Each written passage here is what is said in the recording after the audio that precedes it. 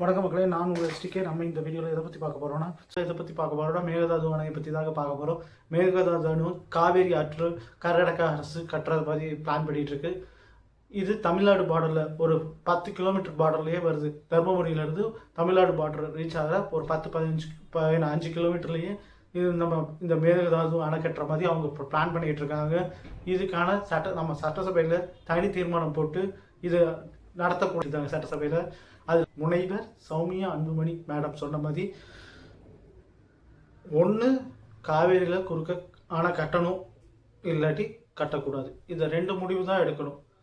அதுக்கான பேச்சுவார்த்தையை பற்றி பேசுறதுக்கு ஒன்றுமே இல்லை. ஒன்று கட்டுறதுக்கு அலோவ் பண்ணணும் தமிழ்நாடு அரசு, மித்த கேரளா, தமிழ்நாடு, பாண்டிச்சேரி இந்த 5 ஸ்டேட்டு தான் இந்த காவேரியை பேஸ் பண்ணி இருக்க போகிறது. அதில் ஆந்திராவும் பாண்டிச்சேரியும் கம்மியான டிஎம்சி தான் யூஸ் பண்ணுறாங்க.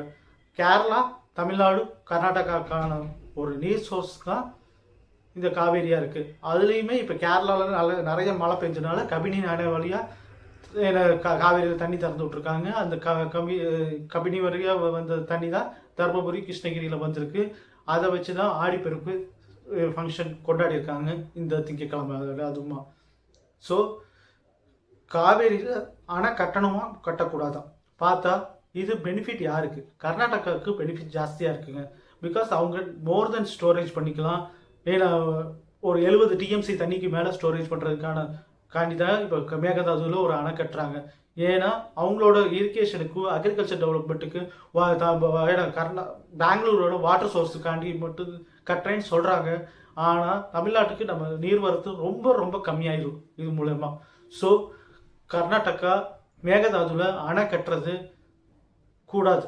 அதை தமிழ்நாடு ஒருபோது அனுமதிக்கக்கூடாது. அதுக்கு முதலமைச்சர் எவ்வளோ சீக்கிரமாக அனைத்து கட்சி கூட்டாலும் சரி, இல்லை நேரில் போய் பார்த்தாலும் சரி, ஏதாச்சும் முன்னெடுத்து அரசியல் சட்ட போராட்டம் மூலியமாக கொண்டுட்டு வந்து ஏதாச்சும் இந்த மேகதாது அணை கட்டுறதை நிப்பாட்டணும்.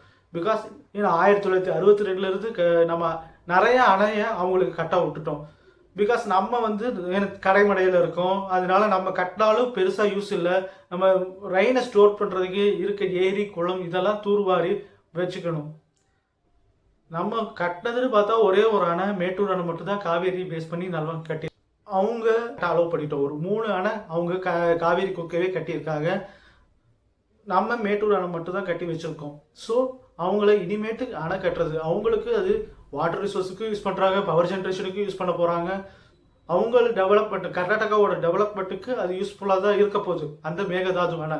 ஆனால் தமிழ்நாடுன்னு நினைக்கும் போது அது தமிழ்நாடுக்கு அது ரொம்ப பாதகமாக முடிய போகுது. மேகதாதுல அணை கட்டுறது ரொம்ப ரொம்ப ரிஸ்கியான ஃபேக்டர் ஃபார் தமிழ்நாடு மக்களுக்காண்டி. ஸோ பாலிடிக்ஸ்லாம் பார்க்காம மக்கள் ஒரு ஒற்றுமையாக இருந்து, கர்நாடக மக்களும் சரி, கேரளா மக்களும் சரி, தமிழ்நாடு மக்களும் சேர்ந்து ஒரு ஒற்றுமையாக இருந்து இதனால தமிழ்நாட்டுக்கு பாதிப்பு வருது. ஸோ கர்நாடக மக்கள் இதுக்கு ஏன்னா தமிழ்நாடு நம்மளை நம்பி தான் இருக்காங்க, காவேரி சோர்ஸ் நம்மள்கிட்ட தான் போகுது, அவங்களும் இரிகேஷன் பண்ணணும், அவங்களுக்கும் விவசாயம் நம்பி தான் இருக்காங்க.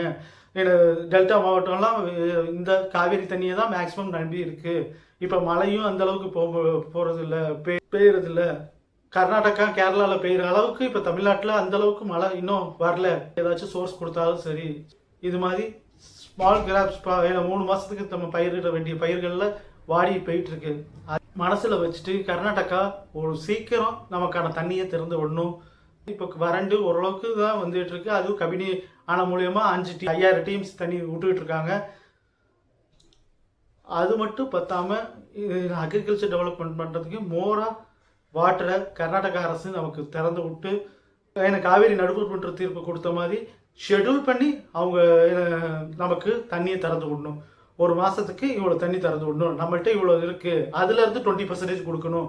அது மாதிரி அவங்க ஒரு ஷெட்யூல் பண்ணி எப்பயுமே நமக்கான தண்ணியை திறந்து விட்டாங்கன்னா பரவாயில்லாமல் இருக்கும். இதை தான் இந்த வீடியோவில் பேசியிருக்கோம். ஸோ மேகதாது அணை தமிழ்நாட்டுக்கு தேவையில்லாத அணை, தமிழ்நாடு மக்களை வஞ்சிக்க போகிற அணை.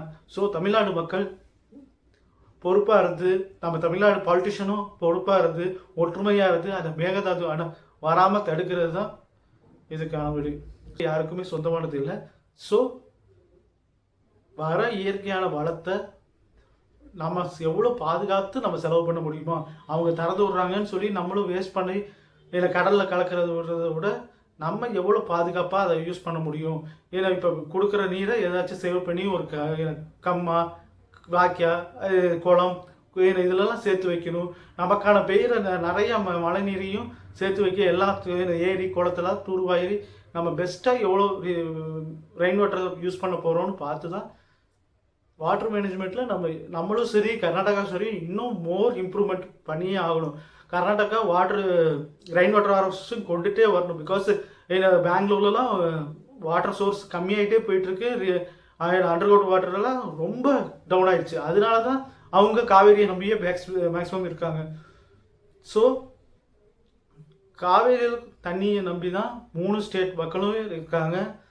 3 ஸ்டேட் மக்களும் ஒற்றுமையாக இருந்து இந்த காவேரியை ரிசோர்ஸஸை பாதுகாப்பு பகிர்ந்துண்டு வாழ வேண்டும்.